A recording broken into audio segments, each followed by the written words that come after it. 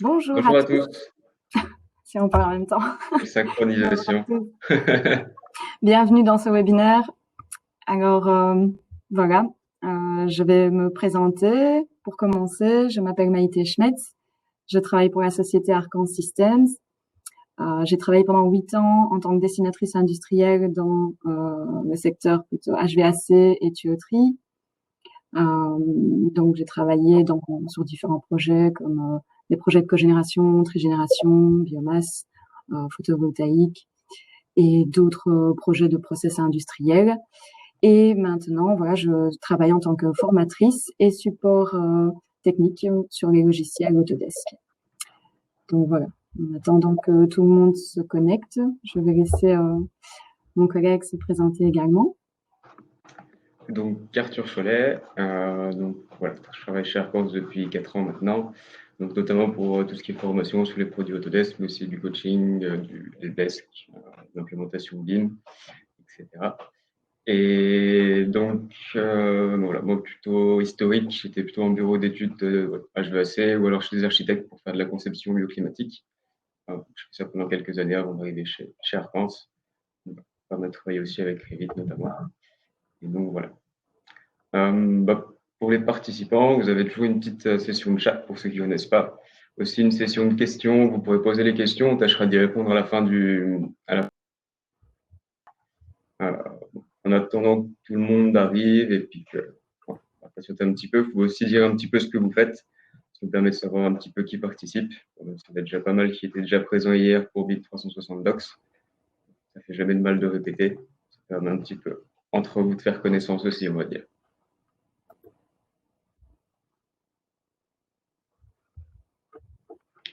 Attends encore peut-être un petit peu.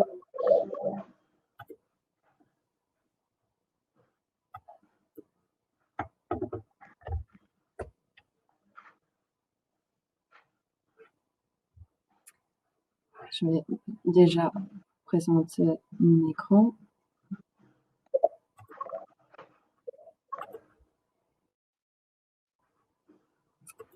Voilà. Arthur, tu sais me confirmer que c'est bon? Ouais. On voit bien la présentation? Ouais, super. Ouais.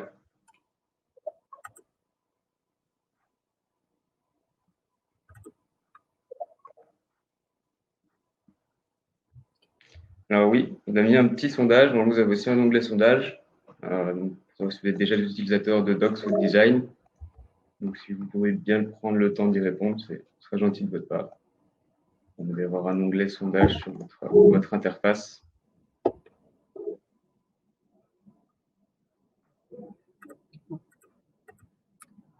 On va doucement commencer et voilà, les personnes qui nous rejoindront en cours de présentation. Donc, ici, aujourd'hui, nous allons aborder les différentes fonctionnalités de BIM 360 Design.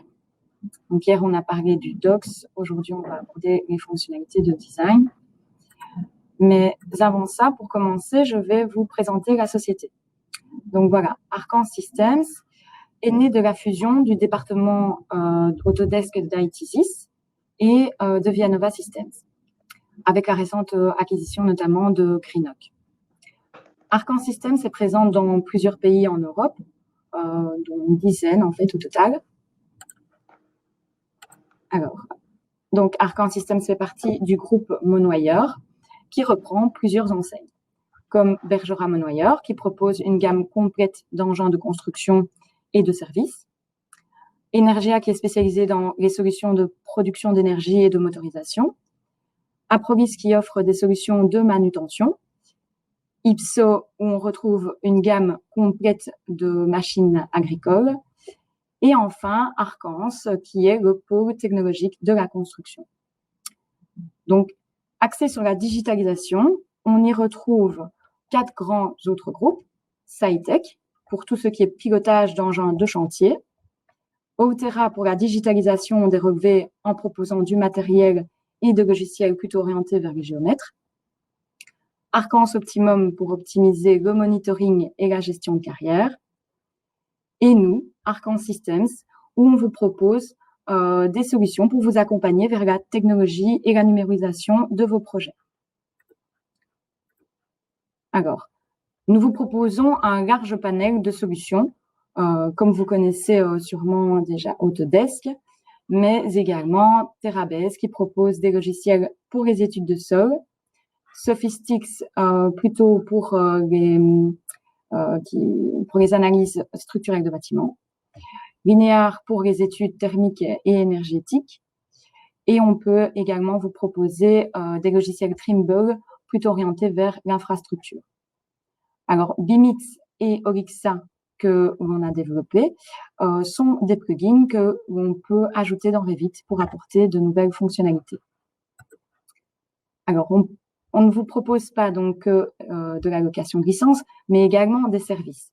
Donc, des services de formation de groupe, des formations privées, du coaching en entreprise personnalisé, mais également de la consultance et un service helpdesk que l'on recommande vivement à nos clients qui est un prolongement en fait d'un transfert de compétences initié au cours des formations. Alors, si vous souhaitez plus d'informations concernant ces services, je vous invite à contacter ma collègue Catherine Mertens qui vous présentera l'agenda des formations en fin de ce webinaire. Alors, lors de ce webinaire, nous allons aborder différents points. Je vais commencer par vous présenter la plateforme BIM 360 et je laisserai ensuite la parole à mon collègue Arthur Cholet qui vous présentera les différentes fonctionnalités de BIM 360 Design. Et ensuite, nous finirons par une conclusion ainsi que la présentation de nos prochaines formations par ma collègue. Et en toute fin de ce webinaire, nous répondrons éventuellement à vos questions. Mais n'hésitez pas à déjà les poser dans le chat et nous y reviendrons à la fin. Donc, BIM 360, donc la plateforme d'Autodesk, en fait, est un large panel de possibilités. Il regroupe plusieurs modules dans le cloud qui ont pour but de favoriser la collaboration des équipes et des différents intervenants dans un projet. Alors, un petit mot sur le BIM. Donc, le BIM, qui est une méthode de travail collaborative où on favorise les échanges numériques de plans et de maquettes 3D durant toutes les étapes de conception d'un projet. Ici, BIM 360 est en fait un outil en ligne, donc disponible à partir d'une simple page Internet qui facilite ces échanges. Donc, cette méthode moderne qui est de plus en plus répandue dans le monde de la construction et de l'infrastructure. Et quand je dis moderne, c'est parce que je la compare à la version classique de gérer un projet où on imprime des plans qui sont très vite dépassés. Donc ici, BIM 360 apporte une vraie réponse aux problématiques qui sont souvent rencontrées lors de la gestion de gros projets, tels que la difficulté de communication, la garantie de travailler sur les bonnes versions de fichiers, la difficulté parfois de rassembler et organiser ces nombreuses informations. Et ici, avec Autodesk BIM 360, on veut apporter une interaction plus rapide, plus organisée, directe et surtout efficace sur la gestion des documents et le partage d'informations durant toute la vie du projet. Et tout ça grâce à un accès numérique et en utilisant la puissance du cloud. Donc, BIM 360 est une plateforme qui rassemble plusieurs modules et tous ces modules répondent à différents besoins pendant le projet. Et cela, donc, on vise à fluidifier les échanges pour pouvoir apporter un niveau collaboratif supérieur. Donc, on parle de collaboration parce qu'on peut collaborer en interne au sein d'un même bureau, mais également avec d'autres intervenants externes. Donc, les intervenants d'un projet ont chacun leurs propres outils de travail bien spécifiques. Donc, par exemple, quelqu'un qui va dessiner dans AutoCAD va utiliser des fichiers DOEG. Quelqu'un qui va s'occuper de la maquette 3D va utiliser des fichiers de type Revit. Et par exemple, pour pouvoir générer des rapports, on va plutôt utiliser des produits de la suite Office, par exemple, comme Word ou Excel. Et toutes ces données, ces logiciels ne sont pas toujours accessibles à tous les intervenants d'un projet. quand je parle surtout par exemple des maquettes 3D, etc. Tout le monde ne dispose pas spécialement des outils pour pouvoir visualiser ces documents. Et également, pour le transfert de fichiers, ça peut être aussi une difficulté que l'on peut rencontrer. Donc, en général, il y a beaucoup d'échanges, voilà, de mails avec des solutions différentes de partage, telles que, par exemple, l'utilisation de plateformes de stockage comme Dropbox ou WeTransfer. Donc, autant de moyens finalement différents que de problématiques liées à ceux-ci.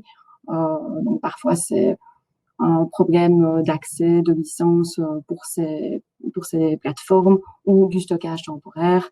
Donc, voilà.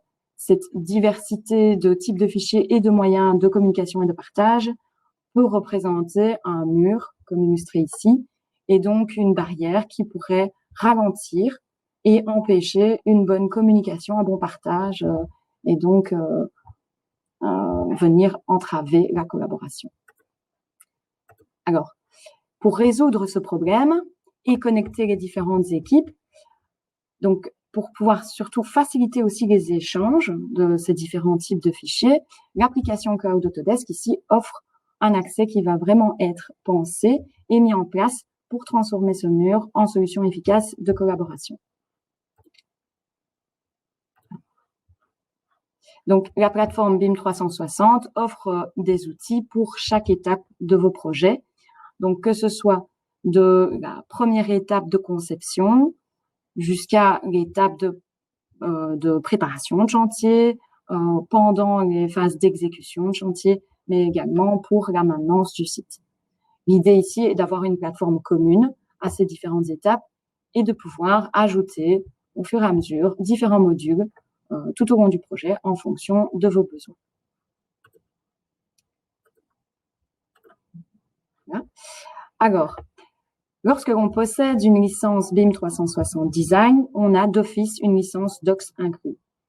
Donc, pour rappel, pour ceux qui étaient présents au webinaire hier, BIM 360 Docs est le premier niveau de collaboration. C'est ici que l'on va charger tous les documents nécessaires au projet. Donc, la partie Docs comprend Document Management et Insight, qui est un module inclus automatiquement dans Docs, donc inclus également dans Design. Et ce module permet d'avoir une vision globale du projet et de pouvoir générer des rapports. Donc, sur base de ce Docs, on va pouvoir charger un module complémentaire qui est Design, que l'on va aborder plus en détail lors de cette présentation et où on va pouvoir travailler en collaboration sur l'évolution des travaux avec les différents membres du projet. Donc, un point essentiel de cette plateforme, c'est de pouvoir y accéder partout et à tout moment. Donc, simplement via une page Internet ou sur tablette ou smartphone en téléchargeant l'application. Donc ici, le but est de faciliter la communication et le partage d'informations pour optimiser une bonne connexion entre les différentes équipes et les différents membres du projet. Donc voilà, l'avantage ici, c'est de pouvoir consulter les documents, mais également les maquettes 3D partout. Donc ici, par exemple, avec la situation actuelle liée au Covid-19, en cas de télétravail, on peut accéder à tous les documents simplement via une page Internet donc ou l'application. Et cela nous permet de pouvoir être sûr de visualiser aussi les derniers modèles qui ont été chargés dans la plateforme. Donc, l'idée est de faciliter cette communication pour diminuer le risque d'erreur qui pourrait être dû à justement un manque de connexion entre les équipes et les différents intervenants externes. Alors, vos données sont sauvegardées sur un serveur américain ou européen et celles-ci sont bien protégées. Donc, Autodesk vous garantit une protection et une confidentialité de vos données. Et pour plus d'informations à ce sujet, n'hésitez pas à vous rendre sur ces deux liens. Donc, je vous invite à noter les adresses si vous souhaitez plus d'informations sur la protection de vos données. Mais voilà, vous pouvez avoir une garantie d'avoir une sécurité sur le cloud Autodesk. Alors, les 4 grandes étapes et possibilités qu'offre BIM 360 Docs, donc, qui est la base donc, de la collaboration, sont le stockage d'informations, où on va publier les plans, les différents fichiers de type même PDF, Word, Excel, les maquettes 3D, les plans 2D. Donc, on va pouvoir partager avec attribution de droit, comme l'indique le cadenas ici. Donc, on va pouvoir préciser qui peut voir quoi, qui peut modifier ou non. Et donc, on peut visualiser aussi tous ces documents grâce à un viewer intégré, et ceci depuis différents appareils, pour peu que l'on possède une connexion Internet, bien sûr. Alors, les annotations, il est possible aussi de pouvoir ajouter des commentaires, des remarques assez facilement grâce à des outils qui sont mis à votre disposition sur la plateforme. Donc, voilà, j'en ai terminé en fait pour ma présentation et je vais laisser finir, voilà, ici. Alors, je vais laisser la parole maintenant à mon collègue. Je vais arrêter le partage d'écran, voilà, qui va vous présenter les fonctionnalités de BIM 360 Design. Merci Maïté. Alors, juste si je peux refaire un petit point par rapport à Design. Donc là, c'est vrai qu'on va parler de BIM 360 Design pour Revit. Donc, il est petit à petit développé pour d'autres applications. Récemment aussi développé donc, pour Plant, c'est le dernier arrivé sur le marché. Et on a aussi Civil 3D qui peut fonctionner avec BIM 360 Design. Alors, par rapport à ça, il y a aussi à savoir au niveau des serveurs que tout est développé d'abord sur le serveur US. Donc, par exemple, BIM 360 Design sur le serveur européen n'est disponible que depuis quelques mois. Je ne me rappelle plus de la date exacte, mais c'est arrivé assez récemment, on va dire. Donc voilà, chose à prendre en compte, c'est que si vous voulez être un petit peu à la page de toutes les nouveautés, on va dire BIM 360, il vaudra mieux vous loger sur le serveur américain que sur le serveur Europe, disons. Alors, BIM 360 Design, donc pour Revit. Donc en fait, c'est un outil de work sharing. Donc ça va nous permettre de collaborer avec Revit directement sur un modèle qui est stocké dans le cloud. Donc, ça devient un outil de travail qui est tout à fait adapté au travail multidisciplinaire, dans le sens où toutes les équipes vont pouvoir se connecter ensemble, échanger et, si besoin, travailler au même cas, dans la même maquette, tout ça depuis des endroits différents. Alors, on va aussi avoir plusieurs fonctions qui vont nous permettre de faciliter toute la coordination, donc toute la gestion du partage, les échanges entre les personnes, et aussi, donc là, c'est plutôt aussi lié à BIM 360 Docs, donc toutes les possibilités d'ajouter des annotations, des remarques, donc pour avoir un bon suivi en fait d'un projet et donc pouvoir le faire évoluer en temps et en heure entre tous les participants, éviter qu'il y ait des mails qui se perdent et ce genre de choses. Alors, autre point important, c'est que ça induit aussi des coûts IT bien souvent moins élevés que d'avoir vraiment un informaticien qui viendrait préparer un serveur dans lequel il faudra à chaque fois autoriser les gens à venir se connecter sur le serveur.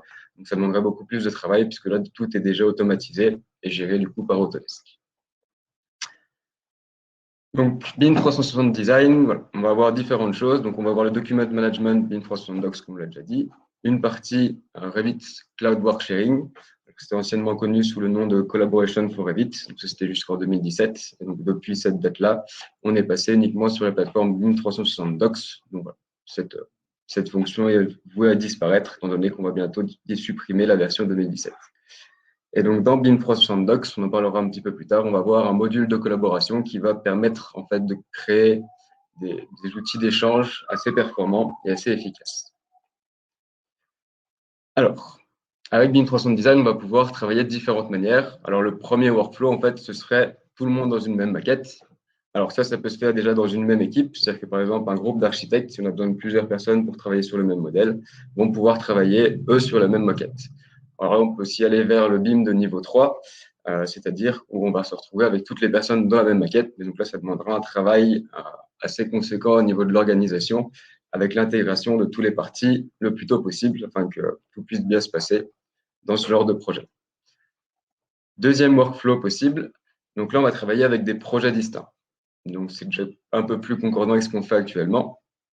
Et donc là, on ne va pas encore utiliser l'intégralité des fonctionnalités de BIM 360 Design, dans le sens où l'équipe structurelle et architecturale vont travailler avec les work in progress de l'un et l'autre. C'est-à-dire que la structure va lier le modèle de l'architecte dans son modèle à lui, avec plusieurs personnes qui vont travailler dedans. Par contre, il verra automatiquement le travail en cours de l'architecte.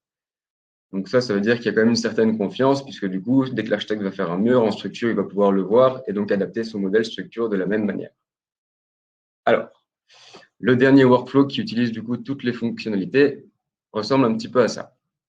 Donc, c'est-à-dire qu'on va avoir des zones de partage et ensuite des zones d'échange un peu spécifiques. Donc, par exemple, l'architecte va commencer à travailler, il va venir diffuser du coup son modèle dans une zone de partage et l'équipe de structure, donc ça on dit qu'elle va consommer du coup le modèle de l'architecte, travailler de son côté, enfin elle-même repartager dans la zone de partage. Alors là, l'avantage, c'est que le work in progress, donc le travail en cours, n'est pas visible par les deux équipes. Donc, chaque équipe a le droit de choisir avec quoi est-ce que l'autre équipe doit travailler. C'est-à-dire qu'on ne va pas tout le temps mettre des mises à jour. Une fois qu'on aura bien avancé et que l'autre équipe pourra commencer à travailler, on va décider de faire un partage. Donc, tout ça, c'est ce qu'ils appellent le package et le consume. Je vais vous expliquer ça de suite. Alors voilà. Donc ça, ce sera un petit peu donc, la partie supérieure. Vous voyez les petites lignes avec les petites puces de couleurs. C'est un petit peu le suivi des modèles de collaboration. Et donc, dès qu'on va avoir une synchronisation ou alors une publication d'un modèle, on va voir un petit peu ce qui se passe. Donc, ça permet de suivre un petit peu les différentes équipes pour voir où elles en sont. Donc, quand on va commencer notre projet, la première chose à faire, ce sera de créer des équipes, par exemple architecture, MEP et structure. Et automatiquement, on va avoir une création de dossiers spécifiques à chaque équipe. Donc, où ils auront automatiquement du coup les différents droits pour venir modifier les fichiers à l'intérieur. Et donc, l'équipe MEP n'aura pas accès à l'architecture et à la structure, l'architecture n'aura pas accès aux MEP et structures, etc., etc. Alors, en plus de ça, on va aussi, donc, vous devez pouvoir le voir dans cette zone-là, sur la partie droite, un dossier shared et des dossiers, enfin, des sous-dossiers consume pour chaque équipe. Donc, ce qui va se passer, c'est que l'architecte va commencer à travailler. Il va décider que son modèle sera assez avancé pour que les autres équipes puissent l'utiliser. Donc, il va créer ce qu'on appelle un package. Automatiquement, du coup, le modèle de l'architecte sera transféré dans le dossier shared, dans le sous-dossier architecture. Et donc, à partir de là, en suivant les petites puces qui ont toutes des symboliques et des significations différentes, les équipes MEP et structure vont pouvoir consommer le modèle de l'architecte qui sera automatiquement déplacé dans leur dossier consume de leur dossier structure. Donc, c'est un peu l'objectif de Design Collaboration, c'est un peu d'automatiser tous ces transferts pour éviter qu'il y ait des pertes ou qu'il y ait des manques de suivi ou des choses comme ça. Il y a vraiment une automatisation de tout ce qui se passe ici. Et donc, on va dire que souvent, le BIM coordinateur de chaque équipe va pouvoir gérer un petit peu tout ça de manière à ce que tout le monde soit bien à jour avec les dernières versions qui ont été publiées. Hop.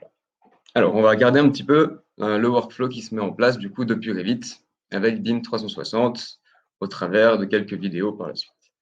Donc, au niveau de la collaboration, donc là, c'est un petit peu la collaboration de base dans Revit. On va travailler avec ce qu'on appelle un modèle central. Donc, on va enregistrer un modèle central, sauf qu'au lieu de l'enregistrer sur votre réseau, ici, vous allez pouvoir l'enregistrer sur la plateforme cloud BIM 360 Docs. À partir de là, chaque modélisateur va venir charger sur son ordinateur, donc en local, ce qu'on appelle un fichier local. Et il va travailler, on va dire, pendant un certain temps, puis resynchroniser l'information vers le modèle central qui lui est stocké sur le cloud. Et donc, ça permettra aux divers participants de travailler un petit peu de leur côté et de repousser après tout ce qu'ils ont fait pendant la journée.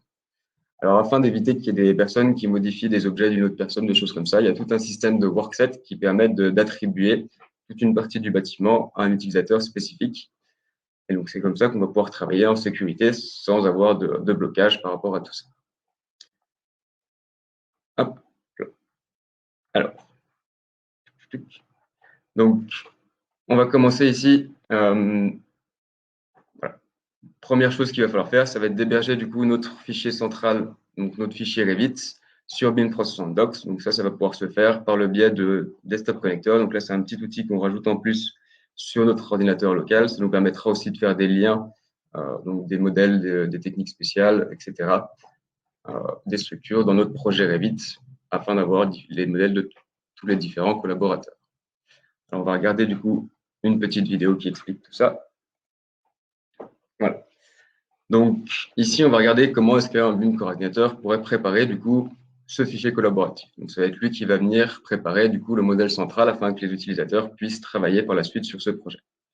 Donc, première chose à faire, ça va être de venir définir l'environnement BIM 360, en commençant par créer un projet, en venant créer les équipes de travail, comme on en a déjà parlé, vérifier les droits d'accès à chaque fichier. Et donc, une fois que tout ça sera fait, on va pouvoir passer dans Revit pour préparer notre modèle. Alors, pour le moment, le fichier n'est pas encore stocké sur la plateforme BIM 360. Et donc, une première chose à faire, donc ça, je vous en reparlerai un petit peu plus précisément, ça va être de définir les sets de publication. Donc là, vous allez choisir en fait toutes les vues qui seront visibles sur BIM 360. On peut choisir des vues 3D, des vues en plan. Et donc, ça fait c'est ce qui sera visible sur la maquette. Alors, par défaut, il y aura toujours une vue 3D. C'est-à-dire que vous n'avez pas préparé de set par défaut, il va venir charger du coup une vue 3D par défaut dans BIM 360. Une fois que cette étape est réalisée, on va pouvoir passer à l'activation de la collaboration. Alors, une fois qu'on démarre la collaboration, donc on va déjà devoir sauver le modèle en local. Donc, si jamais s'il y a une perte de connexion ou quelque chose comme ça, ça permet quand même de ne pas tout perdre ce qu'on a préparé avant ça, au préalable.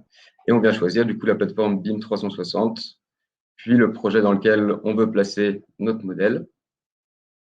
Et enfin aussi du coup le dossier spécifique dans lequel il va devoir être enregistré et stocké. Et donc ensuite, on peut démarrer du coup la collaboration.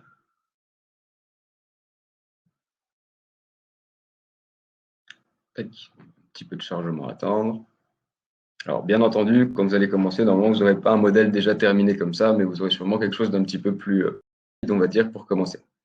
Une fois que vous avez préparé la collaboration, vous allez pouvoir visualiser le modèle sur la plateforme BIM 360. Alors, vous avez vu qu'il y a un petit point version 2. Donc là, c'est plus un process de création de la collaboration. Alors, donc, ça se passe comme ça. Mais donc, c'est la première version publiée. En fait, c'est parce qu'il y a une sorte de version nulle, on va dire, qui est déjà publiée, qui est la version 1. Et donc, la version 2, c'est la première publication du modèle afin que le modèle soit directement visible, même s'il était vu. Ensuite, les différents modeleurs vont pouvoir, du coup, visualiser ce modèle dans BIM 360. Bon, on a déjà vu, il me semble. Oui, petit rappel. Mais donc, voilà, on peut visualiser. Et donc, par rapport au set de publication, on retrouve ici les vues qui ont été chargées au tout début. Alors, tout à l'heure, je vous ai parlé des sets de publication. Donc voilà, il y a 3 différentes étapes dans BIM 360. On va voir la sauvegarde, la synchronisation et la publication. La sauvegarde, ça va toucher au modèle local qu'on a chargé dans notre plateforme et qui sert un petit peu de base de travail avant de faire la synchronisation. Ça va être pour mettre à jour le modèle central. Et donc, publier, c'est pour rendre visible une autre version du projet sur la plateforme BIM 360 Design. Donc, on va regarder une petite vidéo pour voir un petit peu la différence entre toutes ces étapes. Hop là. Alors, donc le premier modeleur a démarré du coup, ouvert son modèle Revit en passant par la plateforme BIM 360. Donc, on a des fonctions un petit peu spécifiques. Il faudra bien faire attention à être connecté à votre compte, sinon vous n'aurez pas accès au projet dans lequel vous voulez aller. On démarre le fichier et donc là, il va venir ouvrir du coup ce qu'on appelle le modèle local. Une fois que vous avez fait ça, en général, donc ça va être les worksets qui vont nous permettre de définir à qui travaille sur quoi. Alors là, on peut avoir toutes différentes méthodes de découpage du modèle. On peut faire ça par niveau, on peut faire ça par zone. Si on est en technique spéciale, on pourrait faire ça par technique, donc canalisation, ventilation, électricité, par exemple. Voilà, c'est un petit peu au choix de votre équipe et selon un petit peu comment est-ce que vous allez, en fonction des personnes que vous aurez avec vous, que vous allez pouvoir gérer toutes ces choses-là. Une fois que vous avez créé votre workset, vous allez pouvoir sauvegarder votre modèle local et on va pouvoir commencer à dessiner. Alors, les éléments seront par défaut mis dans un workset. Bon, si je viens regarder un petit peu sur la vidéo, je ne peux pas accéder à la vidéo en même temps. Donc voilà, on a placé notre premier mur et on va venir faire une sauvegarde locale de notre modèle. Ensuite, on va pouvoir faire une première synchronisation. Donc là, on va pousser du coup le nouveau mur qui a été créé vers BIM 360 Design, donc vers le modèle central. Par contre, dans BIM 360, vous verrez que les murs ne seront pas encore visibles avec le viewer. Donc ça, c'est parce que pour le moment, on aura juste fait une synchronisation. C'est-à-dire qu'il n'y a que les personnes qui travaillent sur la maquette depuis Revit qui vont avoir la visibilité de ce mur, puisque c'est le travail en cours et que les personnes qui travaillent sur le modèle ont besoin de savoir un petit peu ce qui se passe pour éviter de refaire la même chose ou pour faire quelque chose qui viendra en conflit avec cet objet qui a été créé. Une fois qu'on a fini la synchronisation, c'est-à-dire qu'on aurait fait une première étape de modélisation, on va pouvoir publier du coup ce nouveau projet. Et donc, c'est là qu'on va pouvoir demander à créer une nouvelle version visible sur BIM 360 Design Docs, et notamment donc, la version 3 de notre modèle qu'on va pouvoir venir publier. Alors, les choses qui sont intéressantes par rapport à cet outil de publication, c'est que vous pouvez publier plusieurs modèles en même temps. Vous n'avez pas forcément besoin d'ouvrir pour publier. Donc, c'est-à-dire qu'on peut préparer un petit peu des publications avec des rythmes un petit peu réguliers et juste ouvrir notre Revit. On aura accès à tous les fichiers qui peuvent être publiés si on a accès au modèle. Donc, par exemple, le BIM Manager pourra décider toutes les semaines, on fait une nouvelle publication de tous les modèles afin que tout le monde puisse voir un petit peu où le projet en est.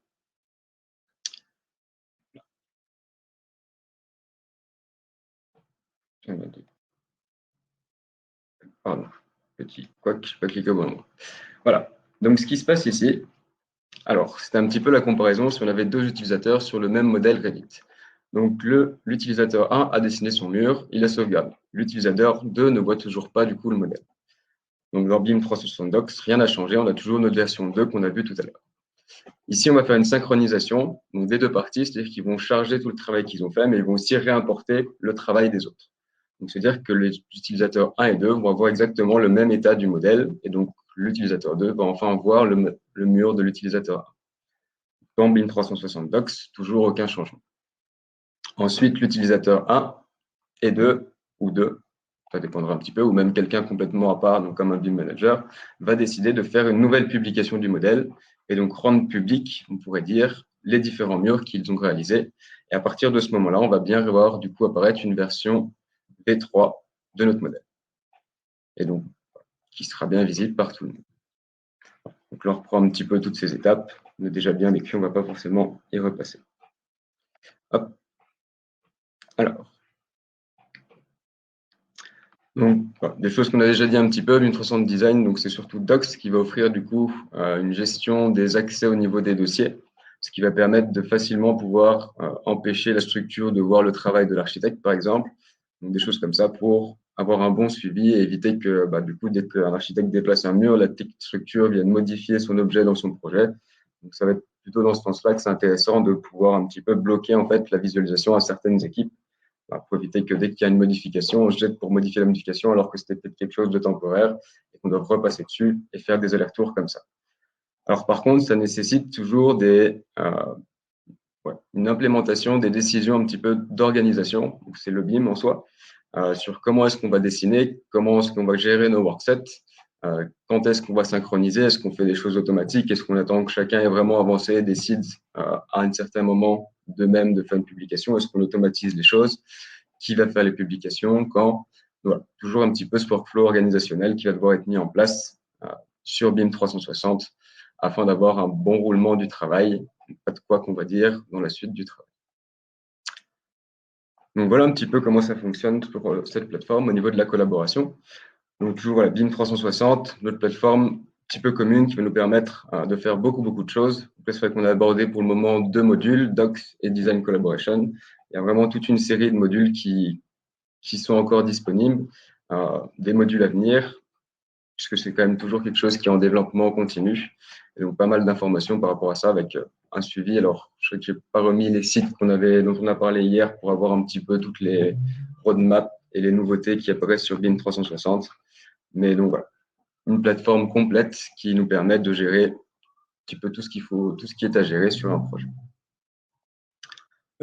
Donc en conclusion, voilà, donc BIM 360, une plateforme connectée, sécurisée, intégrée dans le sens où on va retrouver vraiment tous les outils nécessaires à la suivi et à la gestion d'un projet, voilà, qui va être piloté par des données, c'est-à-dire que l'objectif de BIM 360, c'est de partager l'information et donc toutes les fonctionnalités qu'on va pouvoir retrouver par rapport à ça sont vraiment basées là-dessus, avec donc une facilité, on va dire des outils qui vont nous permettre de faciliter un petit peu les workflows, sachant que c'est un petit peu le principe du BIM, on va dire, donc toute cette organisation du travail. Donc, ces outils qui nous permettent un petit peu d'automatiser certaines choses, de faciliter les échanges, etc., etc. Alors, je vais laisser la parole à Kathleen, qui va du coup vous parler des formations à venir.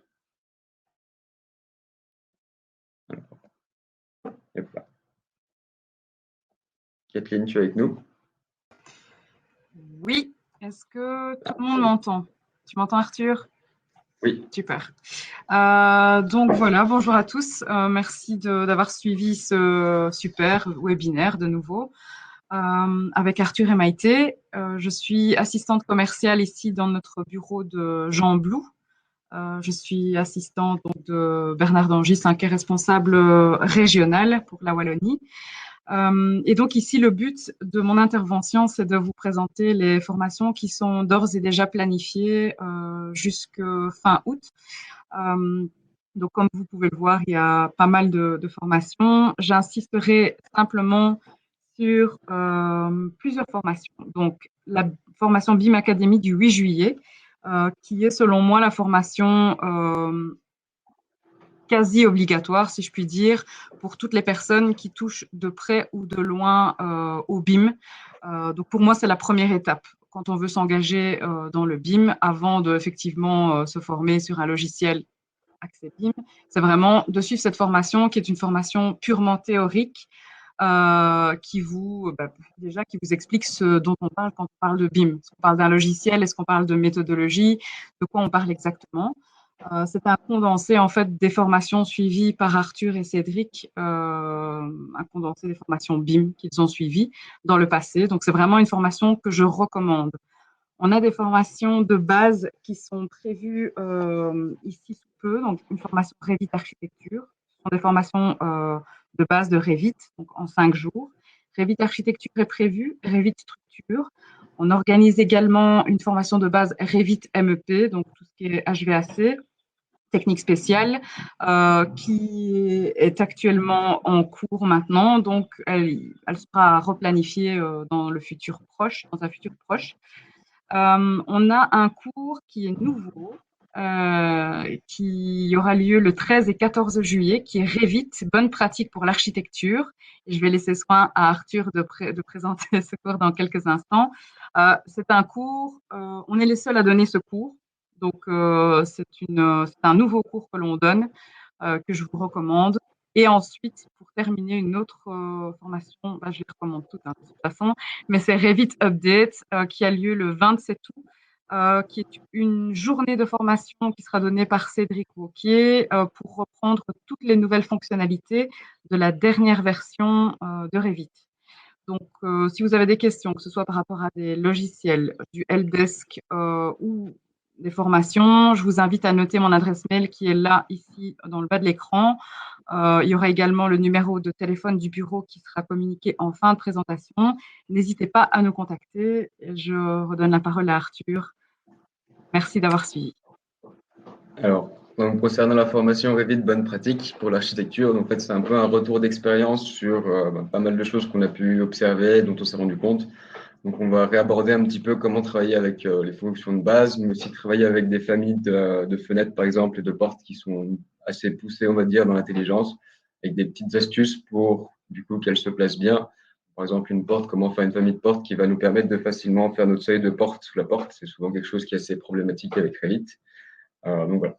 Aussi avec des outils tels que les BIM Interoperability Tools qui nous permettent de soit vérifier des modèles ou alors d'automatiquement rentrer des classifications sur des éléments en fonction d'une base de données qu'on aura préparée au préalable. Donc voilà, plutôt des petites astuces, des choses comme ça. Donc un petit point sur Dynamo, donc pas mal de petites choses qui permettent d'avoir en fait in fine un modèle de bonne qualité, mais aussi en vue par exemple de faire un transfert IFC. Donc voilà, plutôt ce genre de choses. Donc, sur 2 jours, des petites astuces sur pas mal de petits points. L'objectif, c'est de faire un modèle qui permet d'obtenir la maquette la plus qualitative, on va dire, possible, qu'on pourra avoir en essayant de prendre en compte un petit peu aussi les différentes phases d'un projet. Parce que l'objectif, c'est d'avoir une maquette, on va dire, parfaite en fin de projet. Donc voilà par rapport à ça. Sinon, prochain webinaire, donc ce sera BIM 300 Design pour plan de 3D le lundi 6 juillet à 10h. On en parlera, donc j'espère que vous serez aussi intéressés que pour celui-ci. Et voilà, est-ce que vous avez des questions? Alors, je vais quitter la présentation pour voir les questions, du coup. Oui, je vois qu'il y a des questions. Donc, à votre avis, est-ce que Revit est adapté pour réaliser de A à Z des projets d'ouvrages d'art de type pont et tunnel? Arthur? Je te laisse. Bernard est en train de répondre. D'accord. Je vais prendre la parole aussi, du coup. Alors, en fait, ça dépend un petit peu de ce qu'on va vouloir faire. C'est vrai que Revit tout seul, il y a certaines formes qu'on ne va pas pouvoir faire de base. Après, c'est vrai qu'il y a des outils tels que Dynamo qui, du coup, vont permettre de complémenter en fait le manque qu'on va pouvoir faire. Donc, pour créer des volumes des fois un peu plus complexes, c'est vrai que là, Dynamo peut devenir une solution qui va nous permettre, du coup, de créer des formes un peu plus complexes qu'on aurait tellement de difficultés à créer avec Revit de base. Donc, ça vient combler en fait un petit peu les lacunes qu'on pourrait avoir ça. Alors, il y a aussi un module, mais alors c'est vrai que mes capacités en structure ne sont pas extrêmes, qui vient d'arriver justement pour faire tous ces éléments-là, ou plutôt pour travailler sur des ponts et des tunnels. Juste quelque chose. Alors, je ne sais pas si Cédric a déjà eu l'occasion de regarder un petit peu ça avec la nouvelle version de Revit, et s'il aurait quelque chose à dire, je peux peut-être l'inviter sur scène. Hop.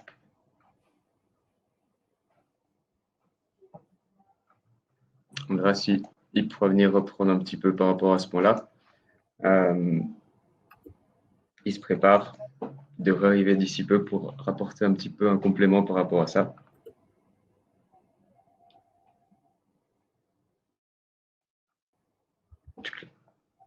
Bonjour Cédric. On ne t'entend pas. Il faut activer ton micro.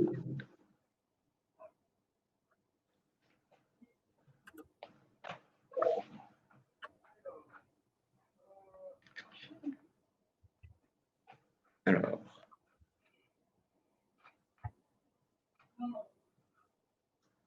Toujours pas de micro actif. À la limite, on va répondre à une question en attendant qu'il arrive à nous rejoindre. Alors, concernant le replay BIM 360 Docs, il n'y a pas de problème pour ça. Normalement, si vous êtes inscrit, vous devriez l'avoir. À la limite, pour essayer de nous recontacter par mail si vous n'arrivez pas à y accéder. On verra comment est-ce qu'on peut vous le communiquer. Donc, ça, c'était pour la question de Nathalie Leroux. Alors, pour la question de Christophe, je peux remettre les adresses donc, du roadmap. Hein. Donc, ouais, si tu peux aller les chercher sur… par rapport à ça, je ne sais pas si je peux les réinscrire ou alors je peux réafficher cette page. Attendez, je vais vous partager mon écran. Voilà. Hop. Voici les adresses pour donc les ajouts, les modifications, tout ce qui est en… Si jamais Maïté, tu peux les copier et coller le texte dans la question. Ça va permettre aux gens de les récupérer directement. Ce sera peut-être plus agréable, limite dans le chat. Ce sera peut-être un peu plus simple pour la suite. Hop. Je vais récupérer la présentation. Là.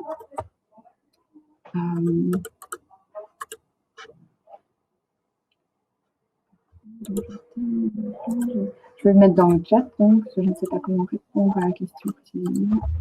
Voici les deux adresses. Je vais coller dans le chat. Voilà. Alors, concernant les questions par rapport à l'archivage, donc Revit, dans BIM 360, il y a une option d'archivage. En fait, déjà, vous n'avez pas le droit de supprimer un projet. Une fois que vous avez créé un projet, vous êtes obligé de le garder. On a juste la possibilité de l'archiver. Donc là, c'est l'archivage, on va dire, sur BIM 360.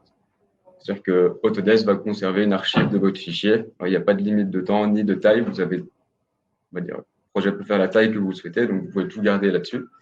Sinon, vous avez la possibilité, vous, de retélécharger, en fait, au niveau du dossier, toute l'intégralité de vos projets pour vous faire une archive locale sur votre machine ou sur votre serveur local. C'est un petit peu les deux options d'archivage qu'on va avoir avec BIM 360, donc soit sur BIM 360, soit du coup local si vous faites un téléchargement. Est-ce que ça répondait à la question de PLB?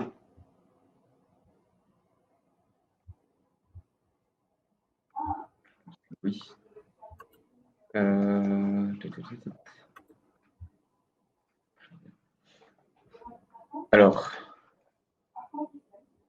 Alors, si jamais pour le replay, vous pouvez envoyer un mail à Kathleen Mertens. Alors, on peut vous remettre son adresse mail ici. Ouais, je vais remettre son adresse.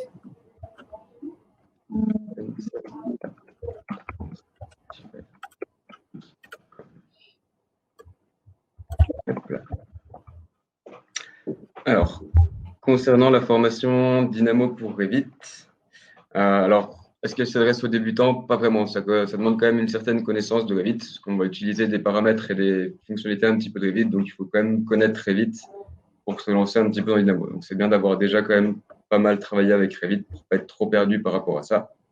Après, sinon, c'est vrai que c'est une interface complètement différent. Au niveau de la formation Dynamo que nous, on propose, on voit un petit peu tout ce qui est nécessaire par rapport à ça. Donc, la base, ça va être travailler avec les listes, donc toute la base des nœuds qu'on va pouvoir utiliser. Donc, il y a toute une logique derrière tout ça qui permet après de travailler, par exemple, avec des points, donc transformer ces points en lignes, de transformer en volume, ou alors de créer des lignes pour venir placer des murs avec des formes spécifiques. Donc, voilà. C'est un petit peu une formation qui reprend un peu toute la base, on va dire, de Dynamo. Donc, on essaie de voir un petit peu toutes les étapes. Ça va aussi bien de la création en fait 3D jusqu'à par exemple placer automatiquement des annotations ou venir remplir des paramètres de manière assez automatique. Donc voilà, on prend un petit peu l'ensemble des fonctionnalités qu'on peut faire avec Dynamo, bien que normalement on puisse tout faire. Donc c'est vrai qu'on ne voit pas forcément tout, mais il y a vraiment toute une série de possibilités avec Dynamo, sachant qu'après on peut aussi aller dans la programmation. Ce n'est pas forcément quelque chose qu'on voit en formation, mais donc on peut aller très très loin dans le sens où voilà, c'est un outil de programmation qui permet de faire un petit peu tout ce qu'on veut, on va dire, dans Revit, et donc de combler un petit peu toutes les lacunes. J'espère que ça répondait à la question. Hop là.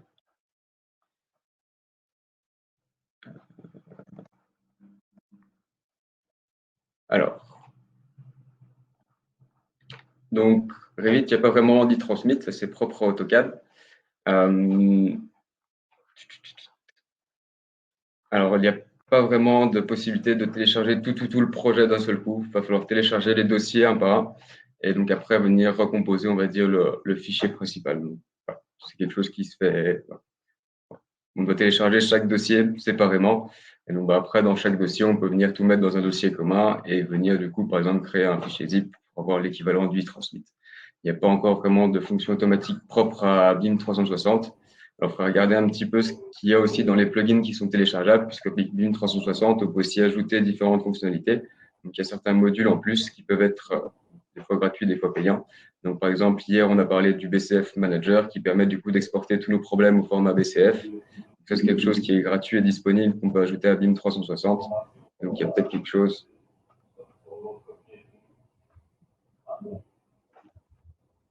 Ouais.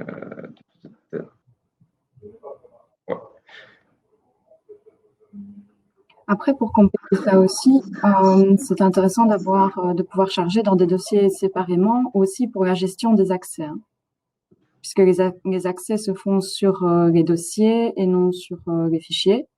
Donc, pouvoir charger les différents documents dans des dossiers séparés aussi permet de pouvoir contrôler les accès.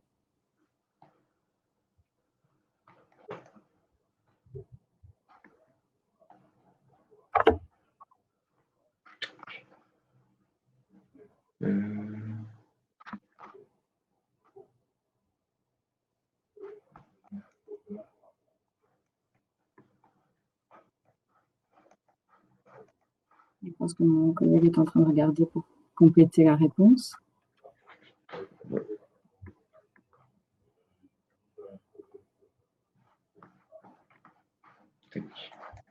Donc là, je pense qu'il faudra un petit complément, on pourra revenir. Alors après, depuis BIM 360, il n'y aura pas de méthode e-transmit. Alors avec la plateforme BIM 360, je n'ai jamais essayé non plus.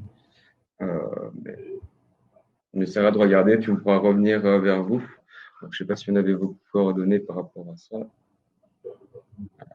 Oui.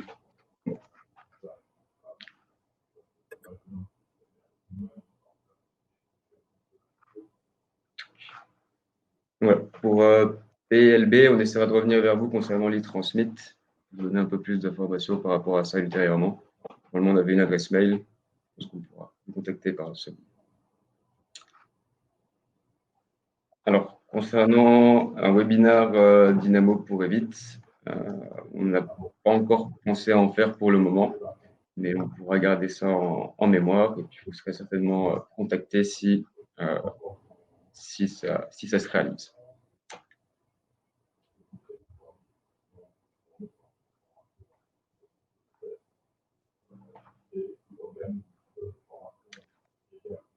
qu'il est possible d'avoir un webinaire pour la présentation de Dynamo for Revit?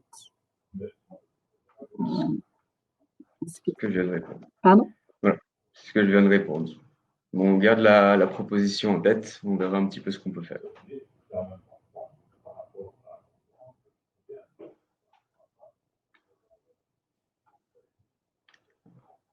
S'il n'y a pas d'autres questions, dernier appel.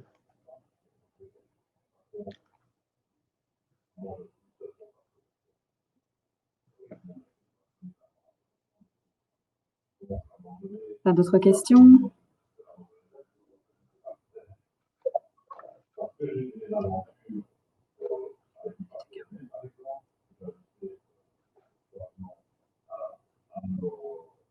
D'accord. Alors, merci pour le petit complément de réponse du coup par rapport. Ah oui. Alors, Cédric, est-ce que tu as réussi à te. Est-ce que tu arrives à faire marcher ton micro?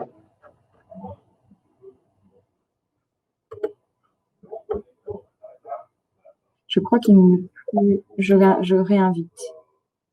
On peut essayer. Oui, je suis en train de réinviter Cédric.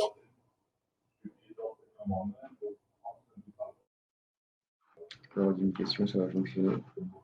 Cédric, je ne sais pas si tu m'entends. Essaye peut-être d'activer ton micro depuis Livestorm. Je vois qu'il est inactif. Mais ça ne marche pas.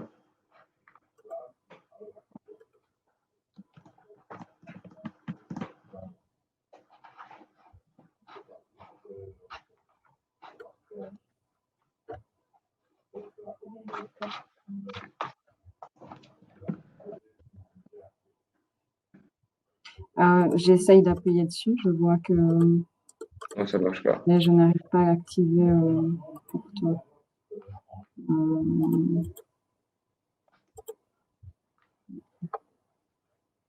Alors, donc, par rapport aux ouvrages d'art, donc, il y a plusieurs outils qui peuvent permettre de faciliter un petit peu le travail. Donc, il y a tout ce qui va être, par exemple, l'InfraWorks qui permet de préparer des éléments justement pour faire, in fine, des ponts, des choses comme ça. Donc, on va pouvoir préparer des piles ou des choses comme ça qui vont pouvoir facilement après se placer dans Revit. Donc, ça, c'est un outil en question spécifique.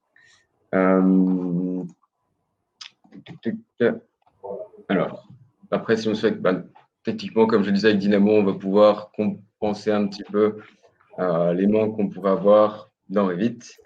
Donc après, en faisant des familles personnalisées, on a aussi tout à fait la possibilité du coup de réaliser ces éléments.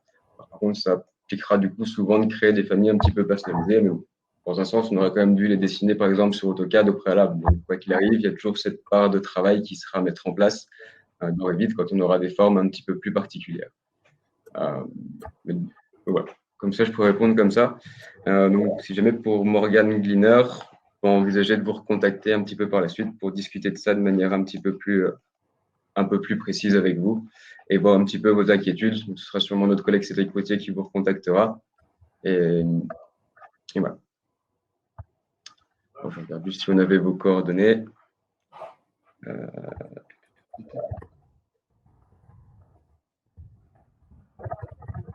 Et je pense que oui.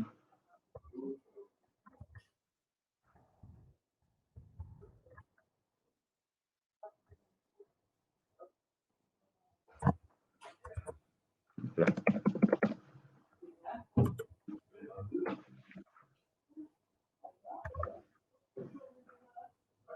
Tac, ouais. Donc, oui, donc pour Morgan Gleaner, on essaiera de vous recontacter par email ou par téléphone afin de répondre un petit peu plus précisément à vos questions.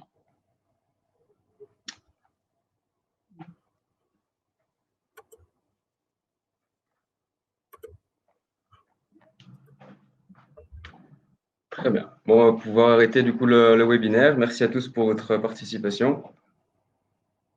Et Pour votre attention. espérant de se revoir très bientôt. Donc voilà, on vous tiendra au courant pour les prochains webinaires aussi, et aussi pour tout ce qui est formation si vous êtes intéressé. Vous êtes sur le site Arcor Systems ou Kathleen Mertens qui peut vous répondre par rapport à ça.